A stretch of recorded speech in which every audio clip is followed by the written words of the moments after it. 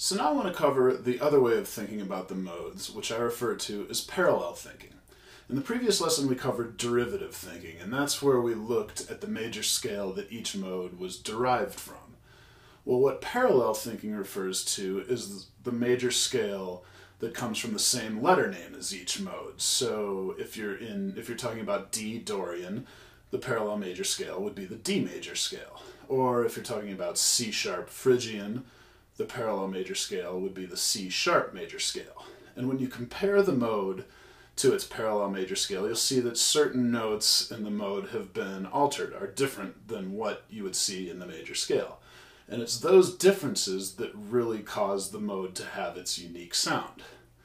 Now once again, I'm going to do my examples in the key of C major since there are no sharp or flat notes and it's the easiest to visualize.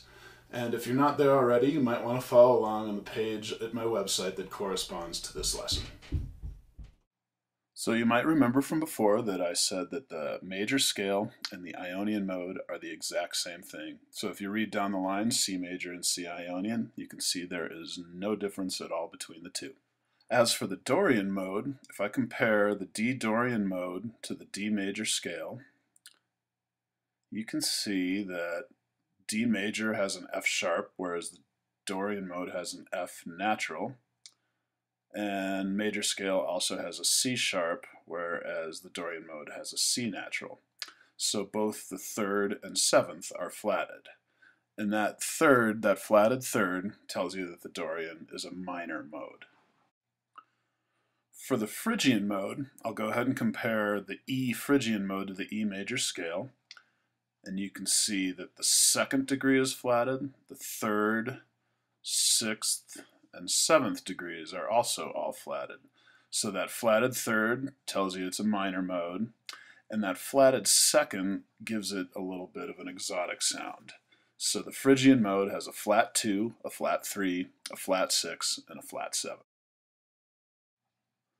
For the Lydian mode, if I compare F Lydian to F major, you can see they almost look the same, except the F major scale has a B flat and F Lydian has a B natural. So the fourth degree is sharped, is raised by a half step, and that gives the Lydian mode its characteristic bright sound.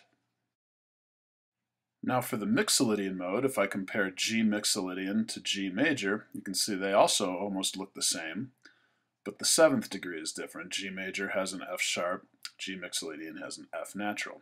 And that flat 7 is what makes the Mixolydian mode work great over dominant seventh chords. And now we'll look at the Aeolian mode. If I compare A major to A Aeolian, you can see that Aeolian has a flatted third degree, a flatted sixth degree, and a flatted seventh degree. Again, that flatted third tells you that it's a minor mode. As for the Locrian mode, if I compare the B Locrian mode to the B major scale, you can see that a whole bunch of stuff is flatted. The second, the third, the fifth, sixth, and seventh are all flatted. And all of those flat notes, and especially the flatted fifth degree, give the Locrian mode a very dark and dissonant sound. So maybe the most important thing to take away at this point is to be aware of which modes are major and which modes are minor.